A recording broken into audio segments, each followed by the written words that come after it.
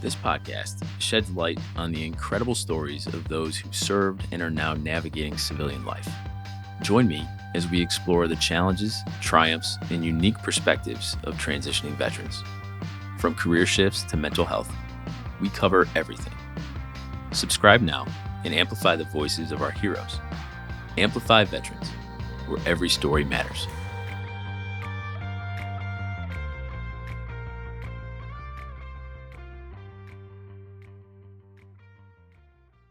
Another episode of Amplify Veterans with Jason Colle, Army veteran, spent 4 years in the Army, finished off as a specialist. I'm going to let you introduce yourself here, Jason. Tell me what's going on. Yeah, Jason Colle. I live in Wheaton, Illinois. I was in the Army for 4 years. I got out for a year, I think, and then I went back in because I didn't know what I was planning on doing. After that year I was in, then I was back out, and I had gone into kind of I started working in the bar industry, so I was like a door guy for a while.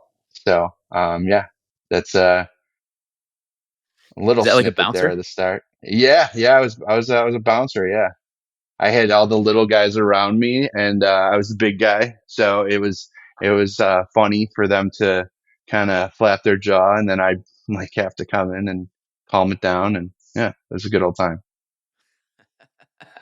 Wow, that's pretty crazy. Yeah, that's a different kind of life. I think the guy that's on Jocko, he was a bouncer. Yeah. So he talks about that a little bit in the Jocko show. But good stuff, man. What made you join the military in the first place? So my grandfather was in World War II. My dad had gone into Vietnam. I didn't, my parents had divorced when I was younger. I think it was just younger in life, and they got a divorce. And I think I was aware enough of the situation, kind of how we were moving through life. And I didn't know what I wanted to do. I for sure didn't want to settle on college at that time. I kind of knew that my mom would try to put me through it, or put me in a position to where I could succeed there. But at the same time, I just knew that based on high school that it wasn't really my thing. I was more focused on doing basically everything but the homework. So I looked around, and I thought that, in my junior year, I had kind of made that decision that the military was kind of the right setting for me. So it was funny because I called a recruiter, and I remember, and I look back at it, it was terrible. I called a recruiter and went through the whole process, and it was that my mom was working and she was working at Jewel, and she cut hair, and she was working at Jewel, and she was coming home before the second job in between, and I had the recruiter at the dinner table. I kind of totally blindsided her there. And it wasn't like, hey, your son wants to do this. It was, hey, we need your signature so we can send this 16-year-old boy to basic training. We're going to put him in the delayed entry program. And, I really didn't give my mom too much time to think about it. I think that was actually my first point getting in sales, where it was just like, hey, you know what? I'm going to wait until the last possible minute and drop this one on you and make you make a rash decision. Oh my gosh. Oh my gosh. How did that go?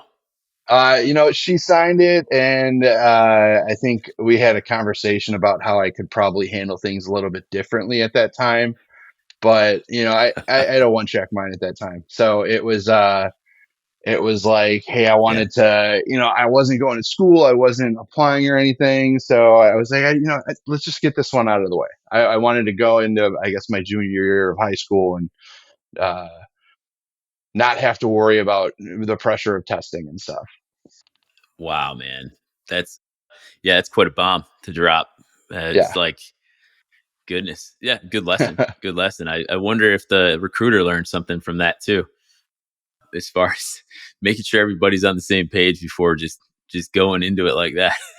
Yeah, I think they changed how recruiting works nowadays. Back then, Yeah. I'm sure you were the same thing where it was, it was I think it was post Clinton era, and it was get the guys kind of in. It was build it back up because they had really condensed the force a little bit, and so I think there was that big push of getting people in. Yeah, just numbers game. Just do what you got to do. Get everybody in there. Don't waste any time. So I get that for sure. So then you got in. Tell me some highlights about your time when you're in. I know you were infantry. Yeah, I was 2000 to 2004. So I think, it's funny how, and I don't even know how people view basic anymore, but it was more of just like a break you down type thing.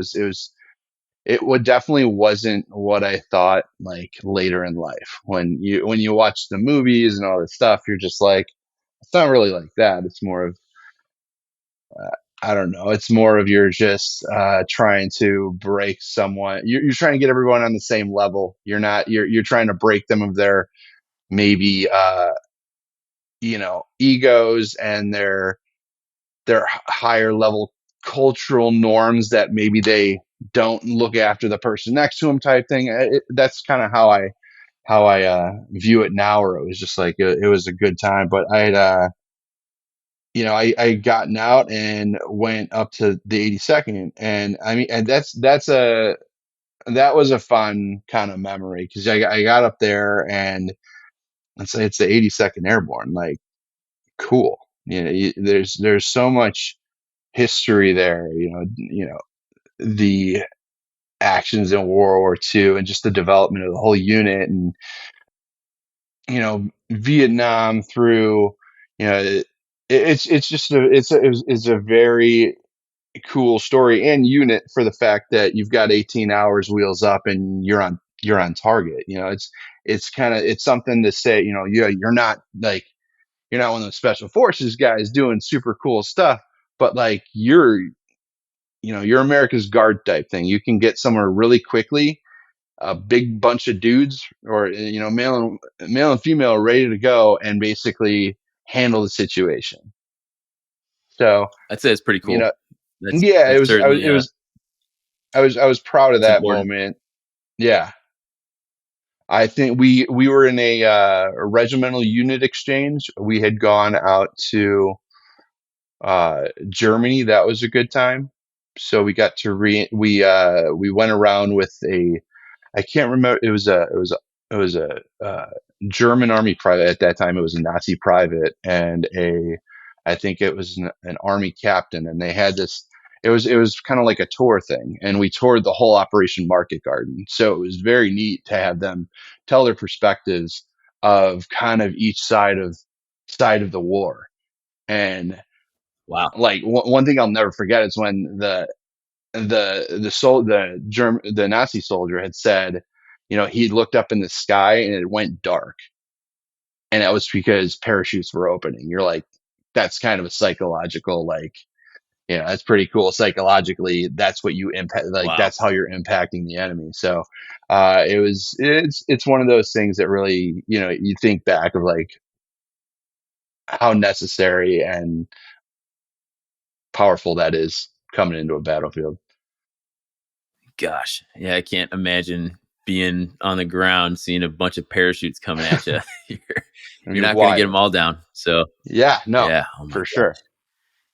Unfortunately, you're going to get some, but wow, that's yeah. I'm sure that was pretty impactful. Did you used to jump a lot out of planes? Yeah, I mean, we stayed. I can't even remember. I think we had to jump like 3 times a year to stay current, and then you could go on like the weekends if they had like weekend fun jumps where if you missed, you could go out there and jump. I remember one time we were. Yeah, this is just a classic E4. Like, hey, let's mess with the private. But we were standing there in our little group, and we had our washed out BDUs, and we're just sitting there chatting, and we see this non-infantry guy standing over there, and he has like we have like our we have like our Gore-Tex under, or not Gore-Tex, but we had polypro under our uniforms and stuff, under our BDUs. And then there's this other guy, and he's got full Gore-Tex gear on. And of course, we started that conversation. I don't remember who it was, but they started the conversation. Hey, man, you remember that guy who wore the Gore-Tex jacket on the jump? Remember when he had like that little string floating out and it caught the side of the bird? And man, he was just like bouncing off the side. And I don't think I've ever seen a guy run back to his car so quick to take off his Gore-Tex. Like I mean, it's one of those things where it's like there's many different times that you remember, but it's one of those where you just saw like a guy like, oh, like I'm gonna go take this off right now. Like there's these guys who are so it's funny stories like that that make it all worth it. That's scary. You're going up there. You don't want to die, you know? Yeah, no, So yeah, of and course you're gonna. it's Yeah. we're just making fun. I think that was we're making fun of the situation. We scared the kid to run back to his car to take off a little extra gear. My goodness, that's funny. So tell me some more about what you did, and I guess what made you get out of the military. Yeah, so I deployed OIF 1, so that was we were a year out there. It was it was an experience. I think I still get a lot of questions about like how was it and stuff like that. I'd say that it was good, it was bad, it was ugly, it was there were points where it was fun. I mean, we once took a boat and like a boat that you'd ride down like the river and put a tarp in it and filled it with water and turned it into a pool. I mean, it's like stuff like that. Like it's, Big Army wasn't there yet. So it was, it was very like, I'd say battalion level controlled.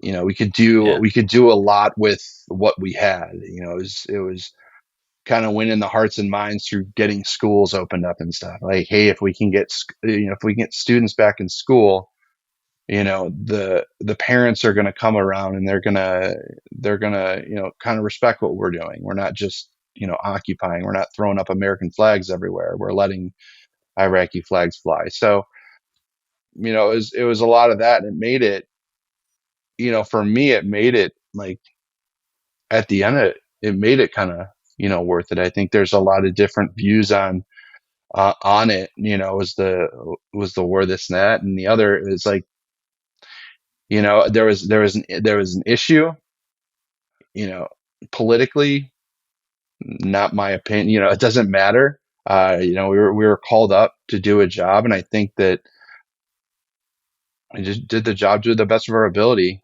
taking into account everything going on. So yeah, so that's pretty cool. I got out, I think, when I had gotten back.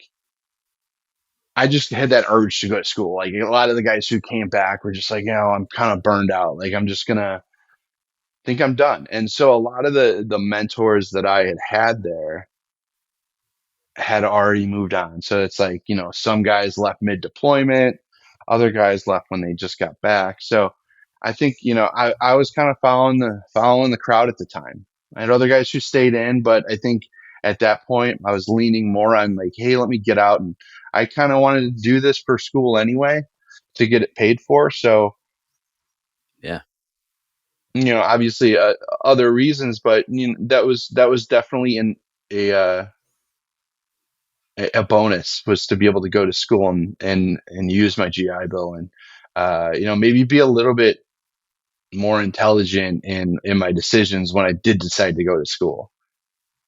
So I sure. think Because it that's where sounds I like kind of you didn't really want to do that at first. You didn't want to do that when you were in high school. So yeah, you grew up a little bit when you went to the military, and then you were able to take advantage of the benefit. yeah, absolutely. I think that's it made it all worth it at that point, right? So then I think I Yeah. decided relative like pretty soon I was like, all right, I'm just gonna do my one 4 year deal and go inactive for 2 years, and that's kind of what I did. Wow. That's pretty cool. You ended up getting out. You went inactive for 2 years. Yeah. What was it like? It sounds like you went to school, so I'd like to learn a little bit more about that. And And what was it like navigating school with inactive service? Yeah, so I think I signed up for classes and then I didn't go to my first four classes for every course I signed up with. And then I ended up working in the bar industry. So that's when I got that, Ah, I put the old bouncing gig because, it's appealing at some point for a 20, what was it, 22-year-old male. sure. Like, all right, cool. I'm going to go work at a bar and, have fun. So I obviously that unfortunately injected itself in my path for I think I did that for 2 years, 2 or 3 years. So 2 years, yeah. So yeah, I did the whole bar thing, and then what did I do after that? That's when I went back in. So it was between I in my life I was like I needed to change it back up. So I was like, all right, well, I'm gonna go Sure. back in, and I'm gonna try to get a little bit like I'm not ready yet type thing. And so I went back in and I joined a civil affairs group out of Homewood, Illinois. And I think I did that for like a year to finish out. Like I just kind of reactivated myself type thing. And so then I had Yeah. trained. I went back to Fort Bragg and trained soldiers down in Fort Bragg. Kind of, I was just like the training guy. One of the training guys that were training cadre that were out there. We'd go to the range, do motor pool stuff, defensive driving. But yeah, that's kind of I went back in, did that, and then I had gotten back out. So that was kind of like the full military, bought into the bar, and then back out career. And then I just landed into the hotel industry. So Very nice. yeah, that was a funny story. I was shopping at the mall and they were opening up this Westin in Lombard, Illinois. It was new, and the mall literally had like they were building it up, and the mall had like this storefront, and it was like come in and apply. So I applied and got a call like a couple weeks, maybe it was a couple weeks later, and they're like, "We want you to come for an interview." Did well on the interview, and then they hired me on the spot.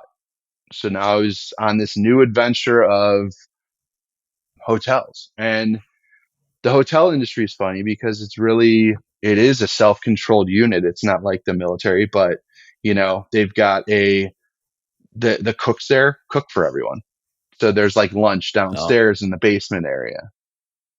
that's nice. Everyone's kind of on this routine, like shifted thing. So there was a lot of similarities that were between kind of how you behaved in the military and how I behaved in the hotels. That I can see that. Yeah, it's a big operation, especially depending on the size of the hotel. And that's this was in Lombard. I'm familiar with the area. It's where my wife is from originally. So that's yeah, it's I know exactly where that's at. It's right by the mall. Yeah. So it's so cool. You get free meals every day. Yeah, you'd go down and you could just eat lunch, and where you watch. I think The Price was Right was always on the TVs down there. I think when I went down, I don't know.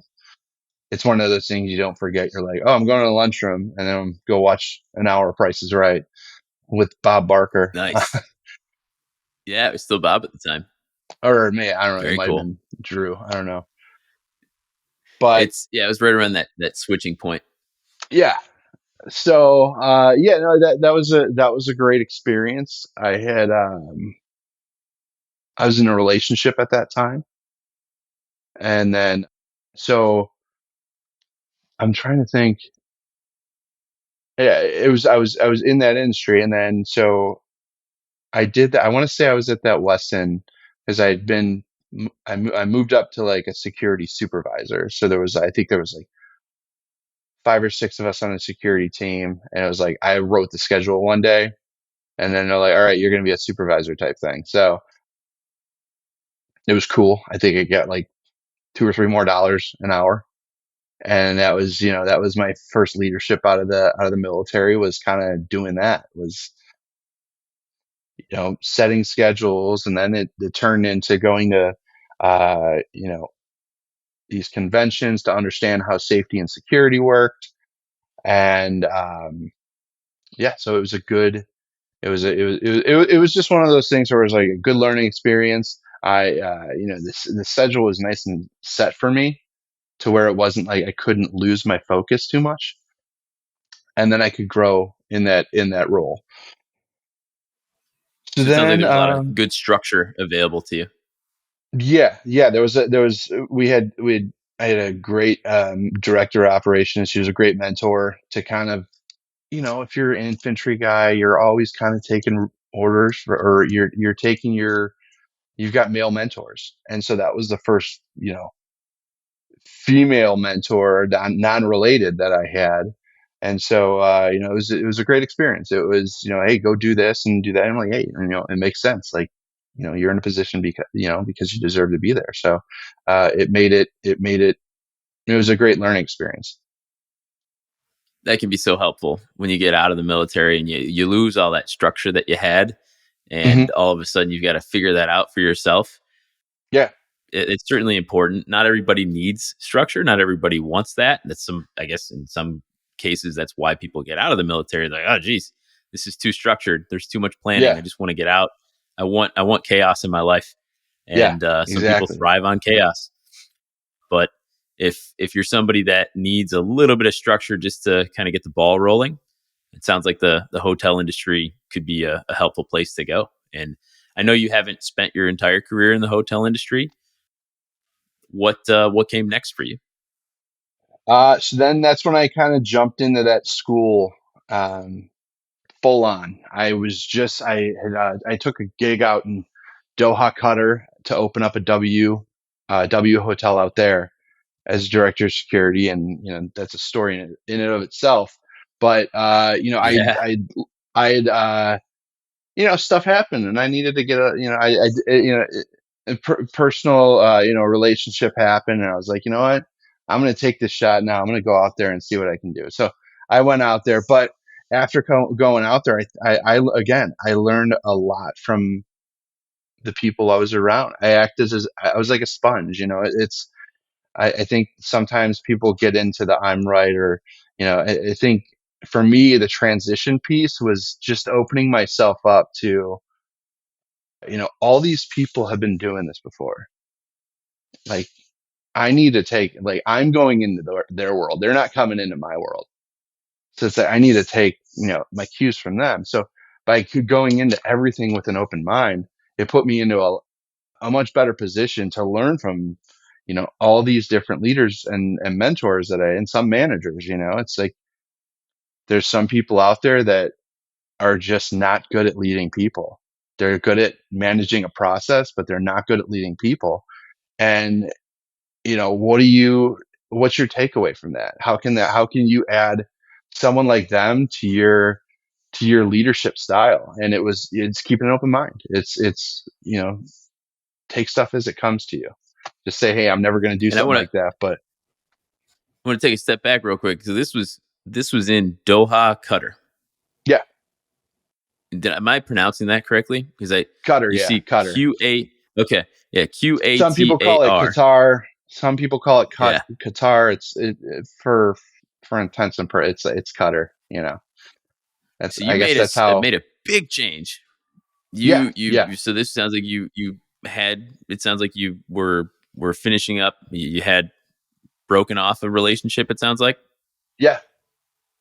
and So then I mean, what made this better big way to move. get over it Yeah, than to go to another country in the Middle East yeah, where I'd gotten back from a war 4 years earlier. So it's true. that's It that wasn't I had as gone foreign and to you as it is for many people. absolutely. I think one thing that I respect culture. I think it's it's the easiest way to an identity, right? It's an identity in my mind has always been everything. It's like, what kind of identity can you create for yourself? How do people perceive you? Who's going to show up at your funeral, way down the line? Like, what does the identity look like? And Sure. that was a piece of it when going out there. It was an opportunity that I felt was going to be, it was wild and crazy and a great way that I could kind of develop my own. my own self. Whereas I had gone there because I went to R&R there when I was on the deployment. So I knew about this place. And I remember going to a mall that was there, which later in life, I went to that mall for lunch all the time. I bought a MacBook there. So when I was there at the W, I had gone to that exact mall that we had gone to. So it's with the Weston. yeah, yeah. So it was Very the cool. W out there that we opened because it's all under Starwood. But yeah, it was a Starwood property. Gotcha. Okay. And I remember you telling me about this when we last chatted. It sounds like you had to work with a lot of people with a lot of different languages Oh and a yeah, I lot mean, of coordinating of work with yeah, communication issues. yeah. That was a huge one. Was It was the communication issue was that was definitely a barrier to entry there. But at the same time, it was. I mean, I don't know if there's many other places where you can sit on a sales floor and listen to literally no one else talk the same language as you. Like everyone else is talking different languages, and it's a wild thing, and it's almost calming to tell you the truth. It's just like, all right, this guy's speaking, you know, French, Italian, you know, Farsi, Russian, it's just all over the place, and everyone's having these different conversations. And yeah, it was that was another thing where it's like you have to like I had to find a way to communicate outside of like using my mouth. Like it was like I couldn't Yeah. learn a language. I was the guy who didn't study in school. Like how am I going to learn a second language? So it Wow. was it was me just kind of having conversations with maybe a guy who did know English, and maybe I found out how to get a translator, or it was picking stuff up and saying that this, or moving around. But there was a lot of people who spoke English too. So it was it was definitely, I wasn't used to that kind of struggle. So it was humbling, and it was fun, and it was an experience. So you actually know what that's like. That's big. Wow. I see people all the time coming in from other countries and just imagine how lost they may be or how disconnected they may feel at first, not being Yeah, able to communicate with the native language of the country, yeah, having a lot to learn, a huge curve that they've got to get through. So yeah, major respect for you there to be able to take on that experience head on. yeah, Wow. And then I know again you ended up shifting into logistics, correct? yeah. I went to school. Like we talked, I went to College DuPage, tried to do a finance thing, and then I didn't like the numbers, so I got into operations management at DePaul, and that kind of pushed me into the logistics field. I started to like it because there's a lot of issues, and I think the more you separate from the guy getting the stuff to the guy sending the stuff, the more pieces that are in there, the more issues it can resolve, or you can resolve. So I found it interesting, and when you come up with a solution, like the people that work with you for you, it's like now that's how you get the satisfaction. You're like, I just came up with, I had this issue and I followed it through, and I maybe involved the team, and I delegated these tasks, and I used my experience here, and I used this rep strength to motivate them to do this. So it I mean, it's really a great field to get into for someone who's just kind of like me, where you're moving a lot of different ways. So to kind Sure. of settle that and focus that energy into one solution, and kind of address every little piece that's feeding into it, every vector, it's enjoyable and it's rewarding.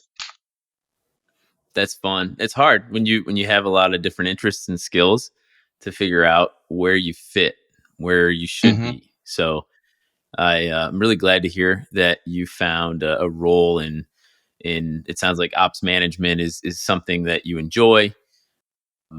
and obviously you have a lot of other things that you are very good at, but just to be able to find something that brings everything together and allows you to be like the jack of all trades, master of none, but able to put it all together in a way like a maestro.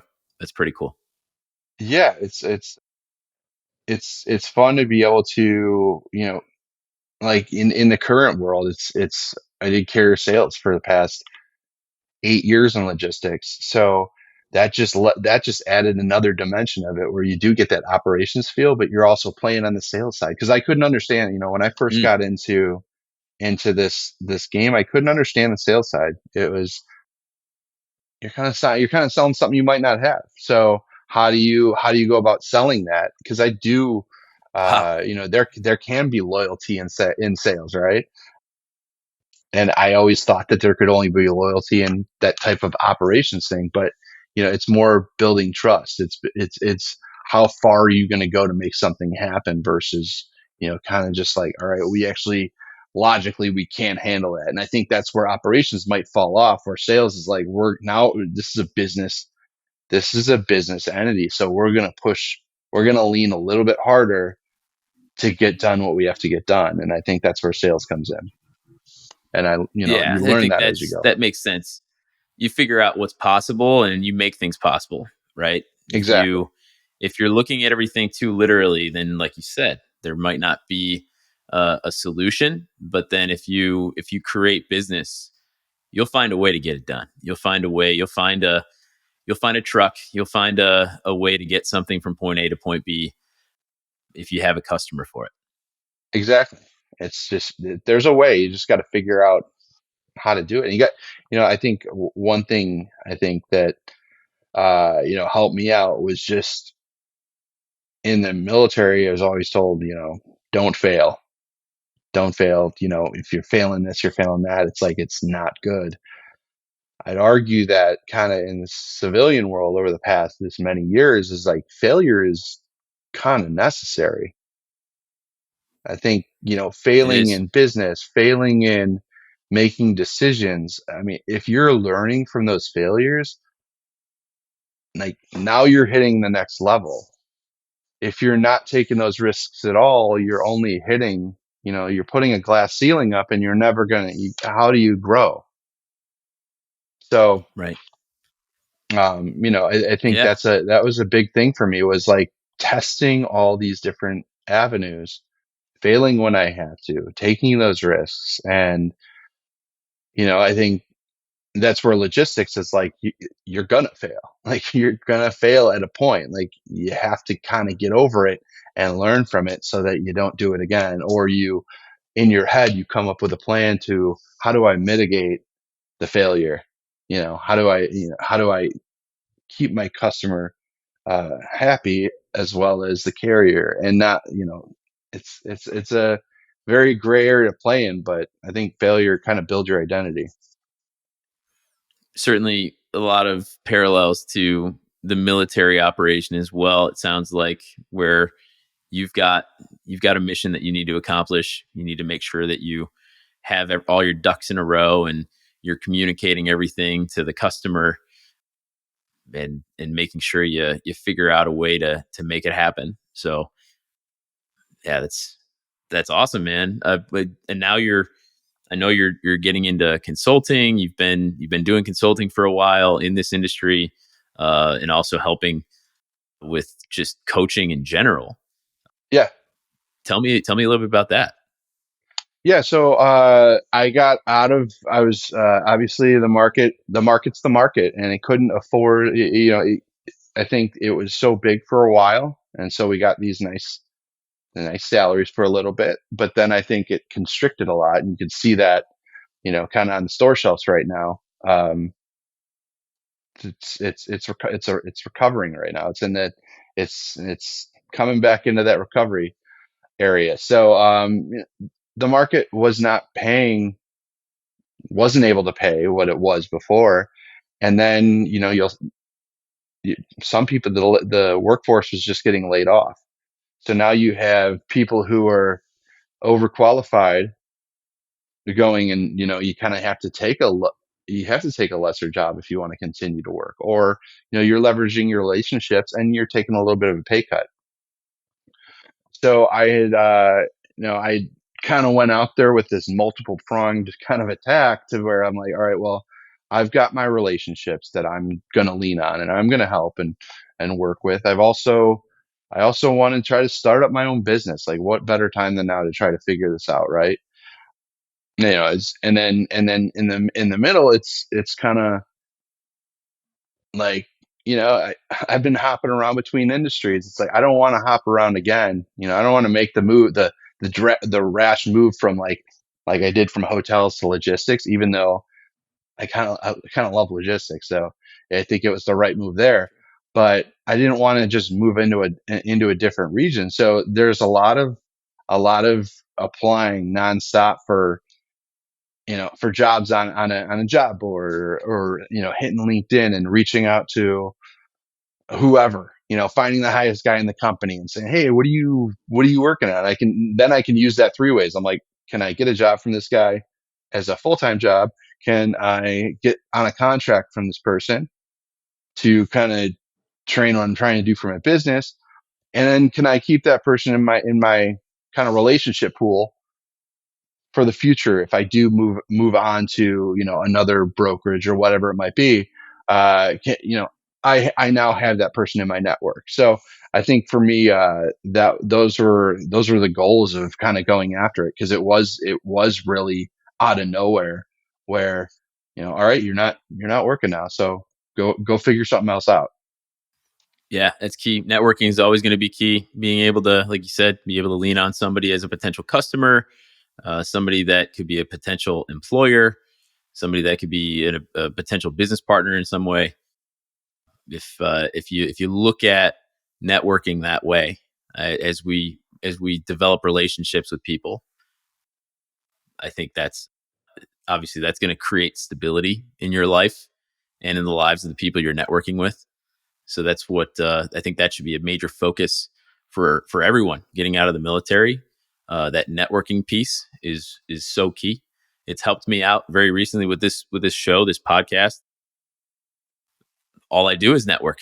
This is a huge aspect of developing the podcast.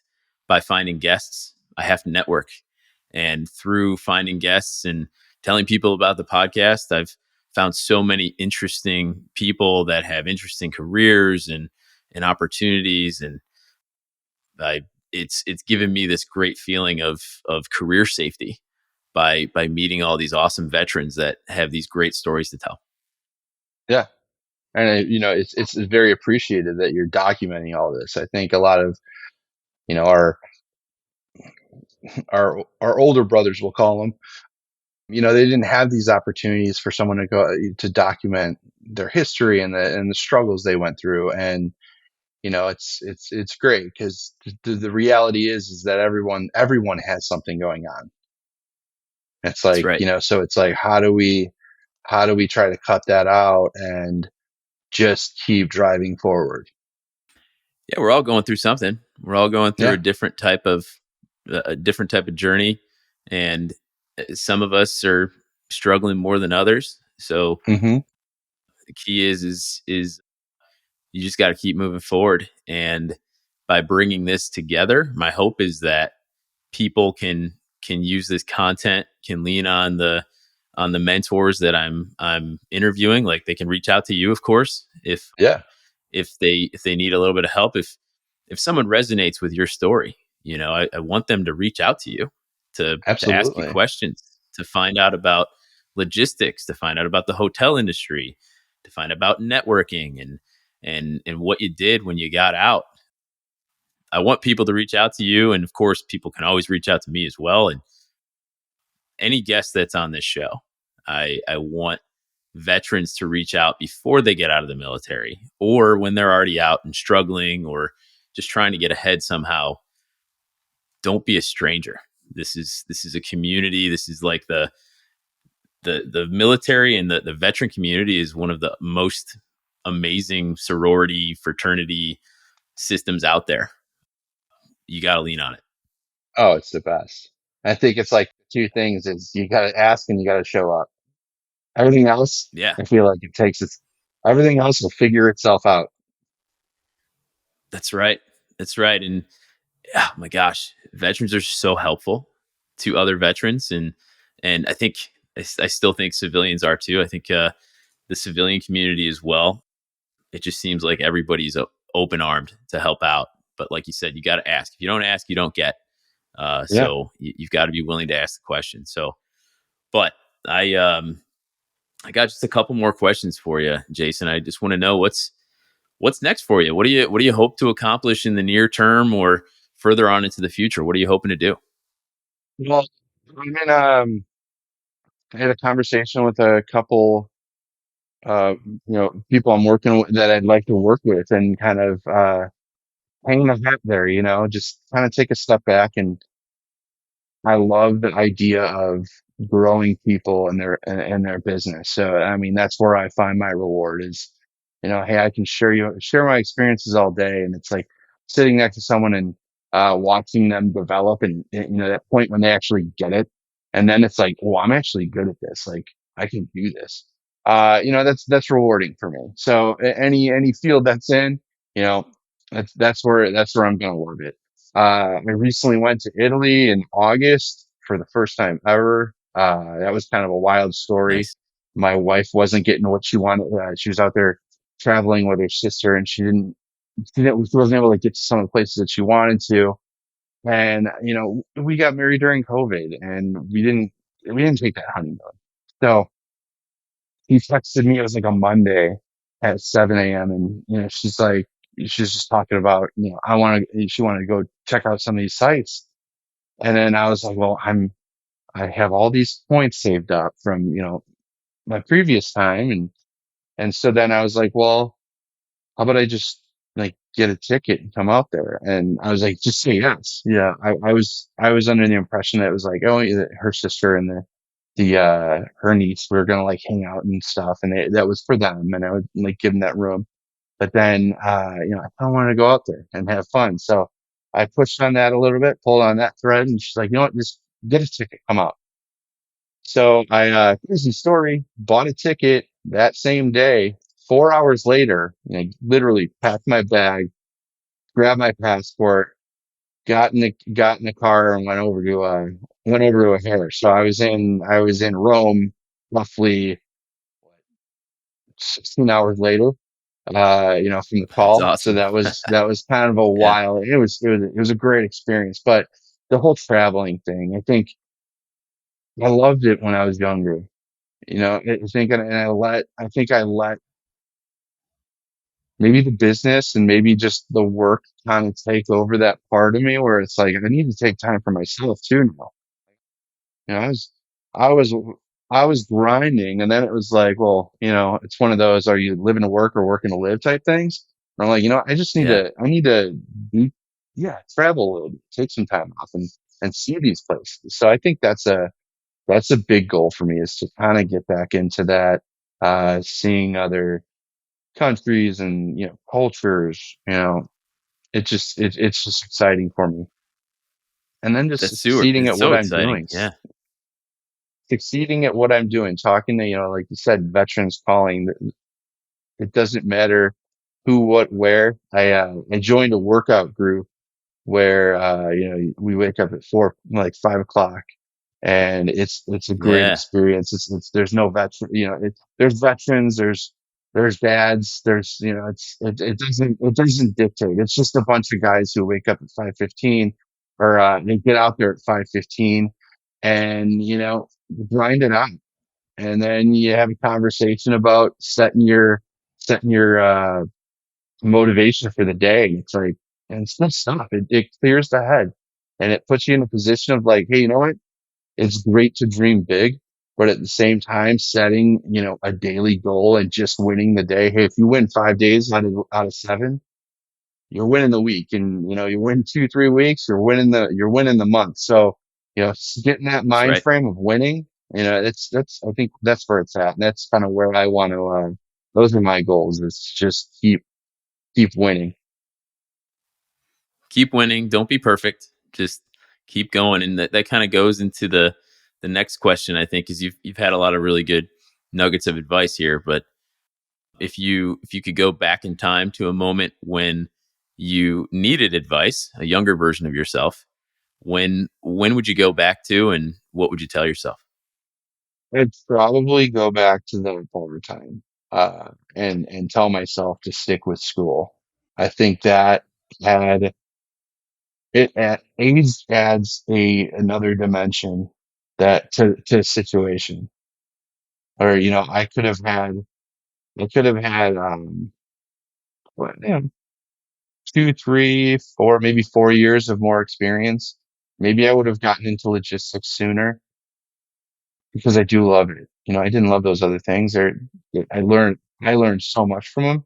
I might not be the same leader I am today, but, uh, I think that just kind of sticking with the big things would have Yeah, been something I would tell myself, and not to.